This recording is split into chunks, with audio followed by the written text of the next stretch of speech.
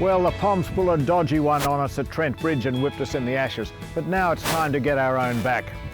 We're at Port Germain on Spencer's Gulf on our way to the Flinders Ranges and outback South Australia to show them what real Aussie conditions are like.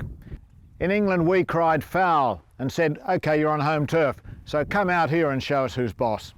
So they've sent two of their finest, Baileys from Bristol in the UK, out to do battle with Australia's own Regent Caravans. So with Australia's pride on the line on home turf, let's get rolling and see who's boss.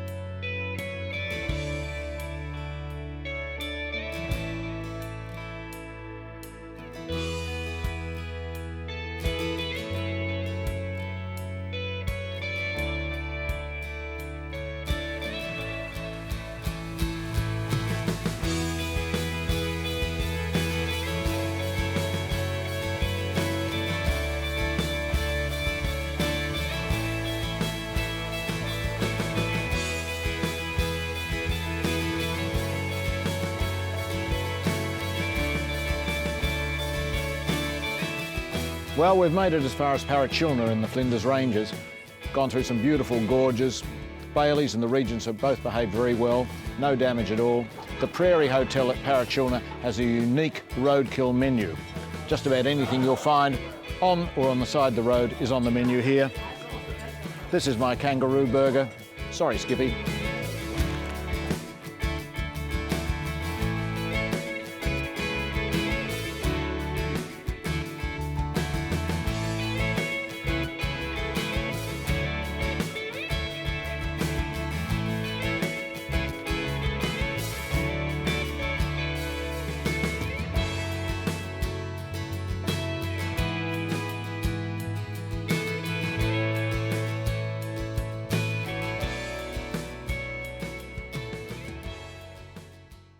I'm with Dion van Deventer, the principal engineer for vehicle components. Can you describe exactly what this country road suspension is? Yes, the CRS is a lighter independent coil suspension with a lower unsprung mass. It's got a dual rate spring system and it's designed specifically for bitumen roads and to get to these off the beaten track remote places. Without having that those leaf springs and all the hangers and the shackles and everything like that, I can see where you're saving a lot of weight. Absolutely. So you don't have any of that the beam axle mass and the heavy spring packs that you have on the roller rocker or a beam system.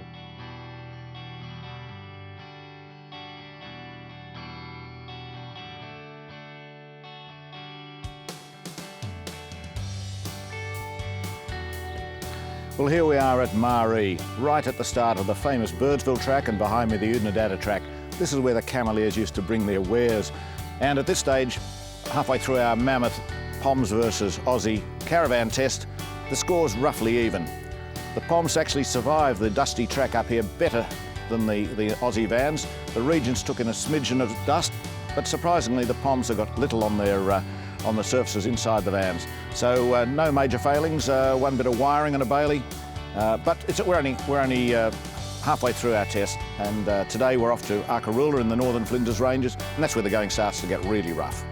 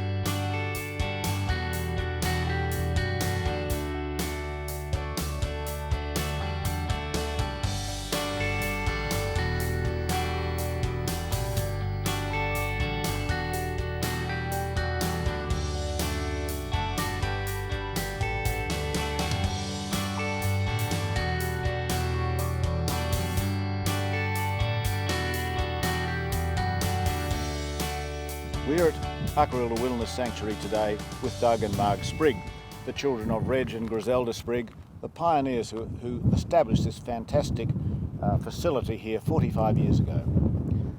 Marg, why do people come to Akarilla? This is northern Flinders Ranges, it's rugged, it's inhospitable in many ways, but why do they come here? It's got the most unusual geology in the whole of South Australia. It's really ancient. The different rocks, different soils, different plants, different animals. So it's all about rare. That's right, different climate. And what's different, special about the climate? Well, we're arid lands, but we're certainly too far north to be guaranteed of winter rains from the south, and we're too far south to be guaranteed of summer rains from the spill off from monsoons, but we occasionally get them. So it's a feast or famine land. And you've got more stars at night than anywhere else in Australia. We've got good dark skies, and being up here, we're above the level of low-level temperature inversions, cold, dense air that fills valleys at night. But we get nice, sharp imagery and down to half arc-second resolution of image, which is world-class. Now, Marg, people have to travel at least 130 kilometres on dirt, unmade road to get here. How unfriendly is the road? How easy is it to get here? And when they get here, what facilities are here for caravanners and adventurers? Right. Well, lots of people come by two-wheel drive. It is a good road. Having said that, if you do get rains, in summertime in particular, then the roads can be closed for a while. But generally, most of the year round, it's not bad at all. One of the things about the dirt roads is that it filters out people that are just travelling because they're bored. You get the people that really want to come here, and so it seems that we have people that are really interesting and interested in the country. We're really lucky. We don't actually have to go anywhere because all the interesting people come to us. That's true.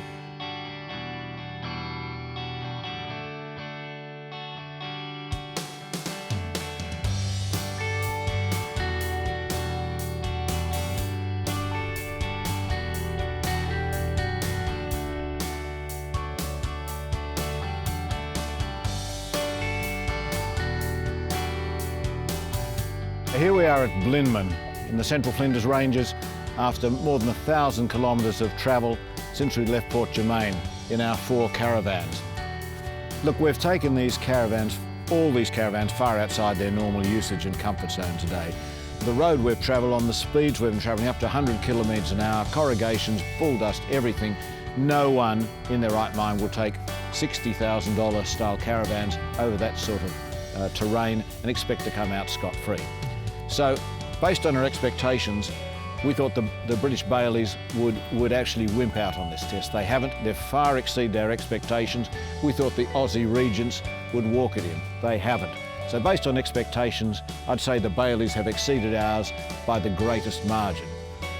So who's the winner? Oh, here comes the rain. We've had to delay play, I'm sorry. You can read all about it in the next issue of Caravan World magazine, on sale now.